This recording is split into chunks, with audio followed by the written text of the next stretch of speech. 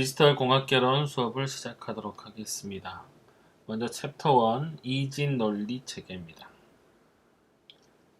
먼저 목차를 보시면 1.1절은 디지털 정보에 대한 내용입니다.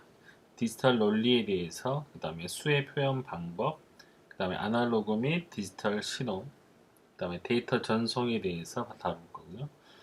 1.2절은 잡음 요인에 대해서 이야기를 합니다. 디지털 시스템의 잡음 요인에 대해서 이야기를 하고요. 전압 전달 특성이 무엇인지, 그 다음에 잡음 요인의 전압, 그 다음에 회로 검증 방법에 대해서 배웁니다.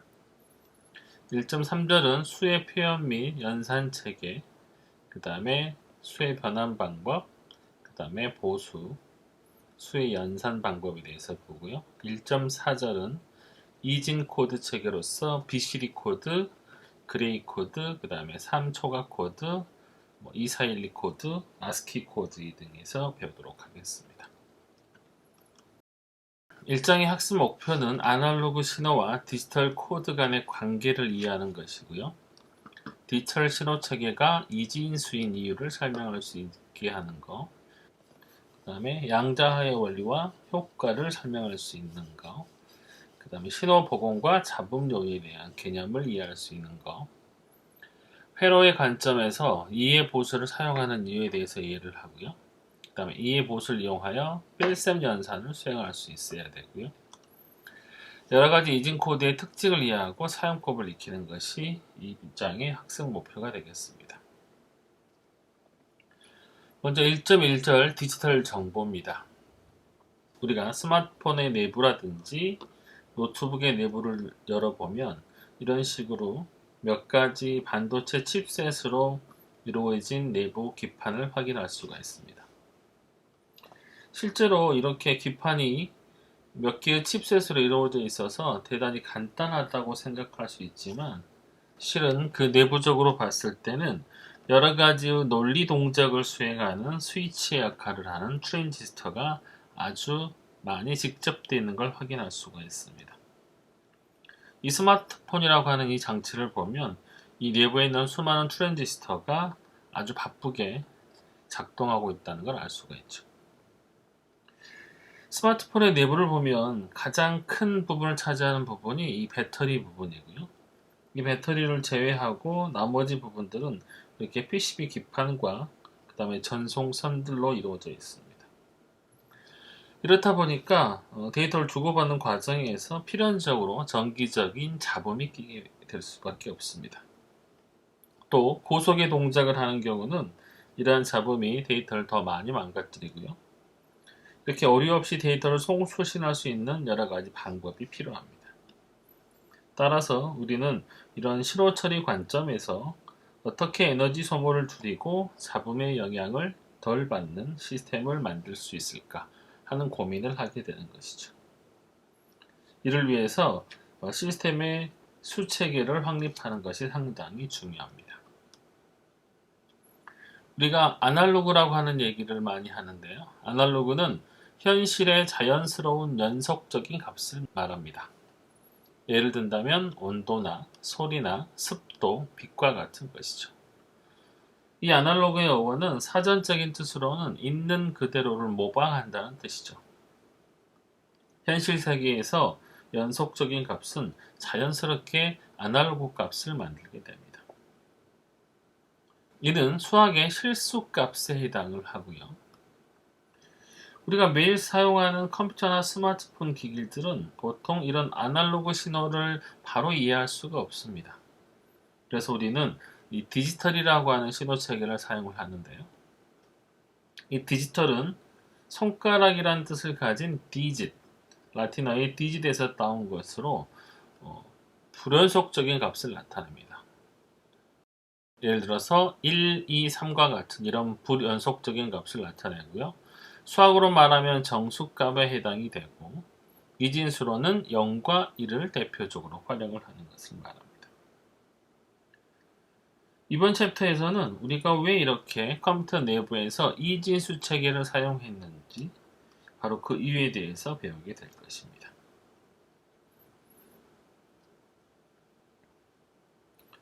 앞서 우리는 수학에서 정수와 실수에 해당하는 디지털과 아날로그에 대해서 얘기를 했습니다. 디지털 신호는 1, 2, 3 등과 같은 불연속적인 정수의 값을 나타낸다고 그랬고요. 아날로그는 현실적인 자연스러운 연속적인 값을 나타내기 때문에 수학으로 말하면 실수에 해당한다고 얘기를 했습니다. 먼저 이번 절에서는 우리에게 익숙한 10진수와 더불어 2진수, 8진수, 16진수 등에 대해서 학습을 합니다. 대부분의 아날로그 신호는 디지털 신호로 변환돼서 디지털 영역에서 처리가 되는데 그 이유는 무엇인지, 또 과연 아날로그 신호를 디지털 신호로 변환해도 신호는 손상이 가지 않는지, 또 모든 디지털 신호는 이진수를 사용하는데 왜 하필 이진수를 사용하는지에 대해서 이번 절에서 공부하게 됩니다. 디지털 공학에서 말하는 논리란 무엇인가? 이 논리라는 것은 추론을 타당한 방법으로 검증하는 것을 말합니다. 여기서 추론이라는 단어가 나오죠. 이 추론이라고 하는 것은 어떤 사실에 기반해서 예측을 하는 거라고 볼 수가 있습니다. 예를 들어서 일기예보에서 내일 비가 올 것이라고 예측을 하면 보통 사람들은 내일 우산을 준비해야 되겠다는 생각을 할 것입니다. 바로 이게 추론에 해당이 되죠. 하지만 모든 추론이 추론의 형태를 갖췄다고 하지만 타당하지 못한 추론도 얼마든지 있을 수 있습니다.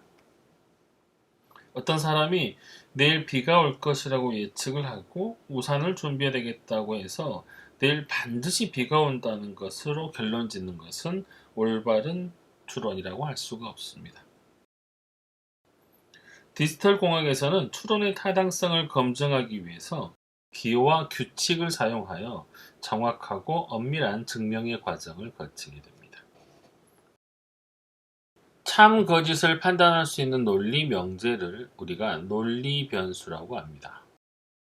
예를 들어서 A는 1이다 라고 하는 것은 바로 논리 명제 A는 참이라고 하는 논리 변수가 될 것이고요. 이러한 논리 변수의 조합을 연산기호로 나타낸 것을 논리식이라고 합니다. 예를 들어서 F는 A 플러스 B라고 나타낼 수가 있고요. 이러한 논리식은 디지털 입력 변수와 출력 변수 사이의 동작을 완벽하게 표현할 수가 있습니다. 또한 가장 기본적으로 활용되는 논리식을 우리가 정리라고 이야기합니다. 여기에 적용된 추론의 규칙의 순서를 증명이라고 하고요. 논리식을 증명하는 방법은 여러 가지 진리표라든지 부울대수 또는 집합체계 등을 이용할 수가 있습니다. 논리회로라는 말은 논리 게이트를 조합해서 논리식을 표현한 걸 말합니다. 예를 들어서 A와 B를 입력으로 해서 F의 결과를 가져가는 OR 게이트에 대해서 논리 회로로 표현할 수가 있는 것이죠.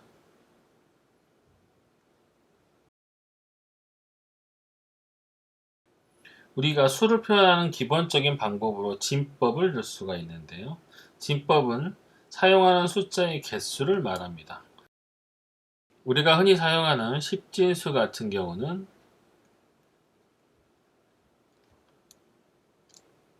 그 안에 사용되는 숫자의 개수가 10개가 되고요. 이진수의 경우는 2개가 사용이 되는 것을 말하죠. 예를 들어서 256이라고 하는 글자를 우리가 10진수로 나타낸다고 했을 때는요. 2 곱하기 10의 2승 플러스 5 곱하기 10의 1승 플러스 6 곱하기 10의 0승으로 나타낼 수가 있죠. 자, 이렇게 나타냈을 때 각각의 자릿수는 이런 식으로 가중치를 가지고 있습니다. 이렇게 가중치에 미치되는 숫자, 여기서는 10이 되겠죠? 이 10이라는 숫자를 우리가 뭐라고 부르냐면 기수라고 합니다. 여기 기수라고 설명이 되어 있죠. 여러 진법이 혼용돼서 사용되는 경우는 그래서 이 기술을 보통 가로 다음에 표시해 주는 것입니다. 예를 들어서 256 그다음에 여기에 이렇게 기술을 표현해 주면 이게 몇 진수인지를 쉽게 표현할 수가 있어요. 자, 일반적으로 기수가 R인 R 진법에서의 수는 an 곱하기 an-1 곱하기 an-2 점점점 해서 an-m까지의 식으로 표현해 볼 수가 있어요. 여기서 a의 n은 최상위 디지, 그러니까 MSD가 되는 거고요. a-m은 최하위 디짓을 나타냅니다. 이 1-1식은 나중에도 등장을 하기 때문에 꼭 기억을 해주시는 게 좋아요. 여기서 기수가 되는 숫자는 R이라는 거, 그 다음에 N이라고 하는 애는 각각의 가중치를 나타내는 개수가 된다는 것을 알아주시면 됩니다. 예를 들어서 1101.101, 자 이건 이진수죠. 그러면 1 곱하기 2의 3승 플러스 1 곱하기 2의 2승 플러스 0 곱하기 2의 1승 이런 식으로 표현할 수가 있고요. 지금 여기까지 표현되는 이 숫자는 여기 소수점 이전의 숫자입니다. 따라서 0, 1, 2, 3의 개수를 갖게 되고요. 그 이후에 오는 숫자들은 여기서 이렇게 마이너스 숫자를 가져가게 됩니다. 328, 8진수. 자, 324로 읽으면 안 되죠. 이거는 8진수이기 때문에 숫자 328, 8진수는 3 곱하기 8의 제곱 플러스 2 곱하기 8의 1승 곱하기 4 곱하기 8의 0승이니까 10진수로 표현하면 212로 나타낼 수가 있습니다. 자, FED. 자, FED로 표시가 되어 있기 때문에 16진수로 나타낸 거고요. 15 곱하기 16의 제곱 플러스 2 곱하기 16의 1승 플러스 13 곱하기 16의 0승 이렇게 하면 3885가 되겠습니다. 10진수로. 우리가 차 16개의 수의 표현입니다. 지금 여기 16진수가 F까지를 표현하고 있기 때문에 0부터 15까지 총 16개를 각각의 10진수와 미진수, 8진수, 16진수로 나타내고 있습니다. 당연히 우리에게 제일 익숙한 것은 10진수가 될 것이고요. 보통 컴퓨터가 이진수를 사용하지만 이진수를 표현하다 보면 이렇게 자릿수가 많아지기 때문에 데이터 기류가 상당히 길어질 수밖에 없습니다. 따라서 이걸 보조하는 방법으로 8진수나 16진수를 사용하면 우리가 훨씬 더 효율적으로 숫자를 표현할 수가 있겠죠.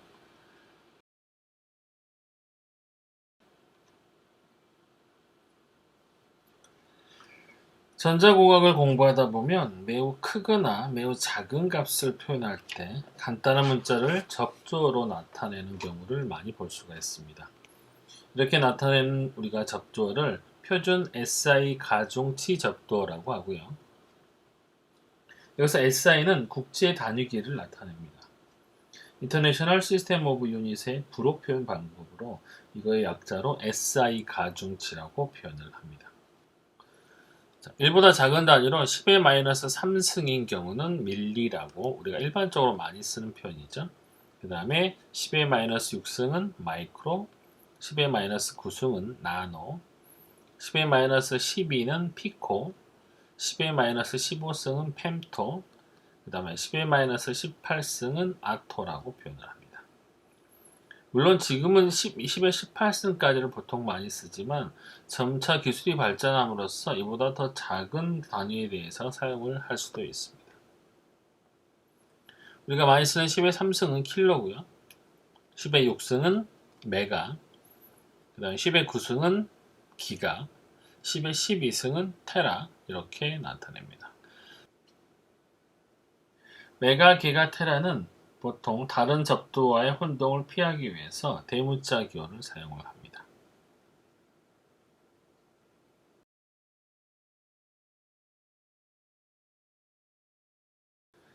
그 다음은 아날로그 및 디지털 데이터에 관한 얘기입니다. 시간 축상에서의 연속 시간 신호를 불연속적인 이상 신호로 변환하는 동작을 표본화라고 합니다. 이런 표본화를 할 때는 보통 우리가 반복적으로 파형이 반복되는 이런 파형을 볼 수가 있고요. 이 파형을 우리가 보통 클럭이라고 얘기를 합니다. 또한 이상 신호를 다시 연속 신호로 변환할 수도 있어야 되는데요. 이 클럭에 관련된 파라미터 중에 하나로 신호가 얼마나 자주 변하는가 혹은 얼마나 빠르게 나타내는가를 나타내는 걸 우리가 주파수라고 얘기를 합니다. 주파수는 1초 동안에 일어나는 진동의 빈도를 나타내고요. 보통 그림 1-3과 같이 0을 나타내는 이 로우 구간과 1을 나타내는 하이 구간을 주기적으로 반복하는 펄스를 클록이라고 하고요. 이 클록에서 1초 동안 하이와 로우 구간이 얼마나 등장하는지 이게 바로 하나의 주파수가 되겠습니다. 주파수는 헤르츠라는 단위를 사용하고요.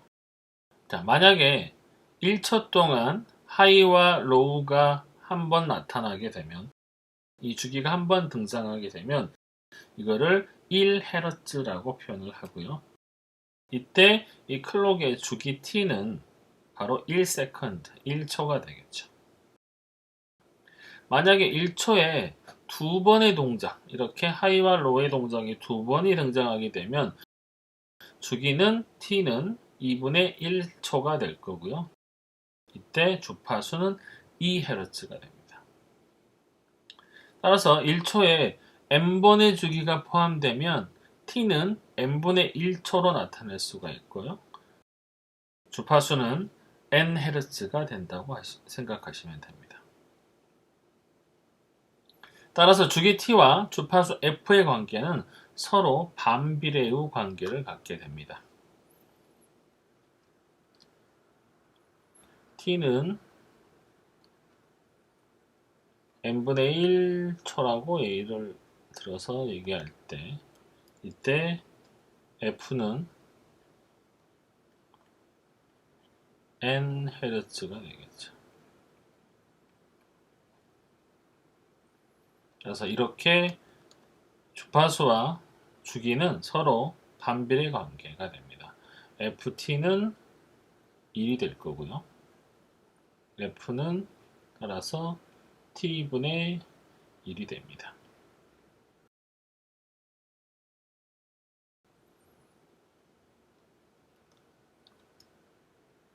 자, 밑에 나와 있는 듀티 사이클이라는 거는요. 한 주기 내에서 H 구간이 얼마를 차지하는지를 나타내는 게 바로 듀티 사이클입니다. 정의에 따라서 듀티 사이클 D는 T분의 W 관계로 나타낼 수가 있고요. 이 W는 여기 하이가 차지하는 구간의 폭을 나타냅니다.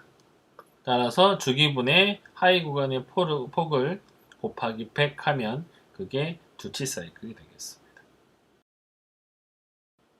보통 이걸 통해서 이 듀티비를 조정함으로써 모터의 구동시간 같은 것들을 조절할 수가 있어요. 그럼 여기 보시면 각각의 클럭의 주파수가 나와 있죠. 한 주기당 이렇게 나타내는 듀티 사이클이 긴 경우에는 훨씬 더 많은 동작을 하고요. 이렇게 짧은 구간으로 나타나 있는 경우는 짧게 하이 구간이 떨어지기 때문에 그만큼 모터의 구동 시간이 짧아지게 되는 것입니다.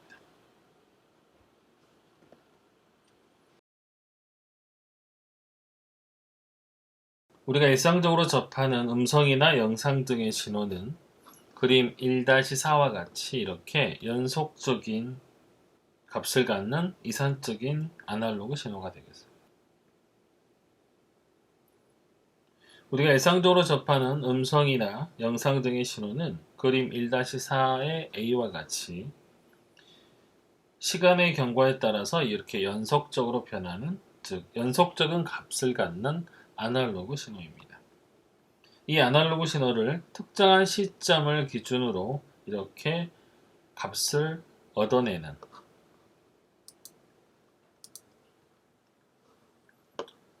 데이터를 얻어내는 이런 과정을 우리가 표본화라고 합니다. 아날로그 신호를 특정 시점 T1, T2, T3와 같은 이런 시간대에서 데이터를 획득하고 이 나머지 구간을 0으로 만들어 버리면 이산적인 시간 신호를 만들어낼 수가 있습니다. 이런 이산 시간 신호가 같은 경우는 데이터의 획득이 일어나는 시점에서만 에너지를 소모하고 그 이외의 구간에서는 에너지의 소모가 없기 때문에 최소한의 에너지만 소모할 수가 있습니다. 반면에 이렇게 연속시간, 그러니까 표본화 유지 신호처럼 연속시간 신호를 사용하는 경우는 간격이 0인 이산 신호로 생각해 볼 수가 있고요. 연속적인 에너지의 소모가 일어난다고 볼 수가 있습니다. 따라서 에너지의 효율 측에서만 본다면 이산 시간 신호가 압도적으로 유리하게 됩니다. 실제로 많은 경우는 B와 같이 이산 시간의 신호를 다시 0으로 떨어뜨리지 않고 다음 표본화 시점까지 그 시점의 값을 유지하는 표본화 유지 신호라고 하는 방식을 사용합니다. 이렇게 표본화 유지 회로를 사용하게 되면 신호를 다시 0으로 떨어뜨리지 않기 때문에 다음번 표본화 값을 생성할 때 신호의 변화가 줄어들어서 에너지 신호 측면에서는 더 유리할 수가 있습니다.